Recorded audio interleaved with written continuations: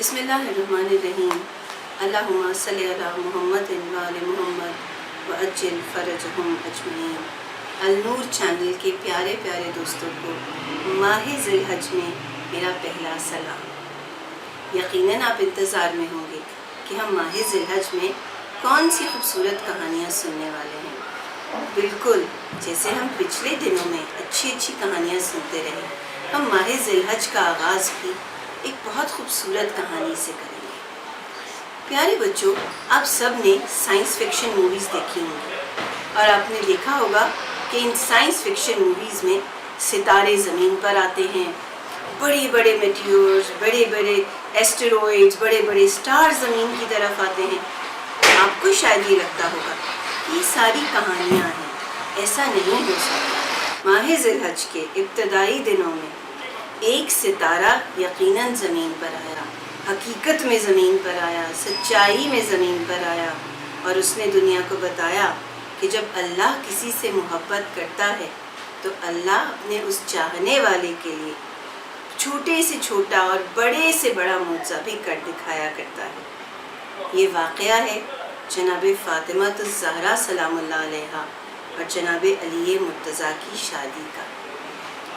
آپ نے بھی دنیا میں بہت ساری شادیاں دیکھی، اپنے ریلیٹیوز کی شادیاں دیکھی، اپنے دوستوں کی شادیاں دیکھی ہوں گی، اپنے فیملی ممبرز کی شادیاں دیکھی ہوں گی، لیکن یہ ایک بہت اسپیشل شادی ہے، کیونکہ اس شادی کا حکم، اس شادی کا فیصلہ کس نے کیا؟ اللہ تعالیٰ نے۔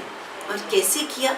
بہت خوبصورت طریقے کے ساتھ۔ یہ جو آپ ایک ریسیٹیشن پڑھتے ہیں جس کو تسبیحات اربع کہتے ہیں، جس میں آپ پڑھتے ہیں سبحان اللہ والحمد للہ ولا الہ واللہ اکبر، یہ اس واقعے کی یاد دلاتا ہے۔ جناب فاطمہ الزہرا سلام اللہ علیہا کی جب شادی کا وقت آیا اور مدینہ کے لوگوں نے پوچھا کہ کون ہوگا جو جناب فاطمہ الزہرا سے شادی کرے گا، تو اللہ کے نبی نے کہا اس کا فیصلہ بھی اللہ تعالیٰ خود کرے گا۔ آج کی رات تم دیکھو گے کہ جس کے گھر پر ستارہ اترے گا وہی وہ شخص ہوگا جو جناب فاطمہ الزہرا کے لائق ہو۔ تو پیارے بچوں، رات کا اندھیرا ہوا، لوگوں کی نظریں آسمان پر تھیں، سب کچھ ڈارک تھا۔ آپ کو تو پتا ہے نا، رات میں کچھ نہیں دکھائی دیتا، اندھیرا ہو جاتا ہے، اسی لیے اللہ نے چاند اور ستارے بنائے۔ اور یہ تو وہ زمانہ تھا جب اسٹریٹ لائٹس بھی نہیں تھی، کچھ بھی نہیں تھا، بہت اندھیرا تھا۔ ایسے میں اس تاریکی میں جیسے جیسے صبح کا وقت قریب آنے لگا، آسمان کا ایک بہت روشن ستارہ جس کا نام زہرا تھا، وہ آسمان سے ٹوٹا، زمین پر آیا۔ لوگوں نے اس کو سفر کرتے دیکھا، آسمان سے زمین تک آنے کا سفر، اور پھر اچانک اس ستارے کو رکتے دیکھا۔ وہ ستارہ کہاں رکا؟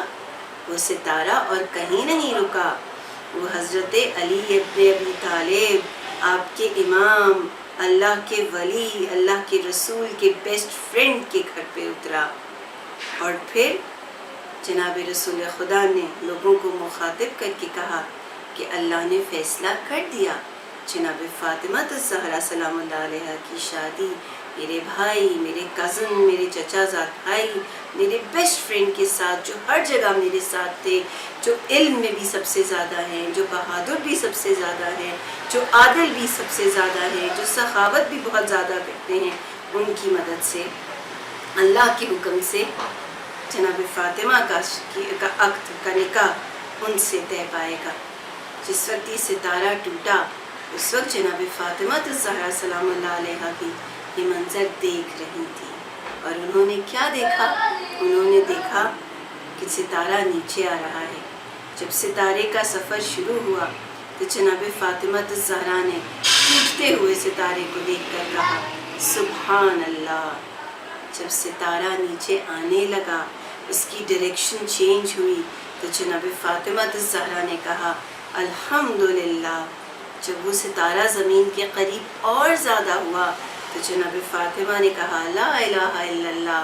اور جب جناب علی مرتضیٰ کے گھر پر وہ ستارہ نازل ہوا تو اللہ کے نبی کی بیٹی نے، جن سے اللہ کے نبی بہت زیادہ پیار کرتے تھے، انہوں نے کہا اللہ اکبر.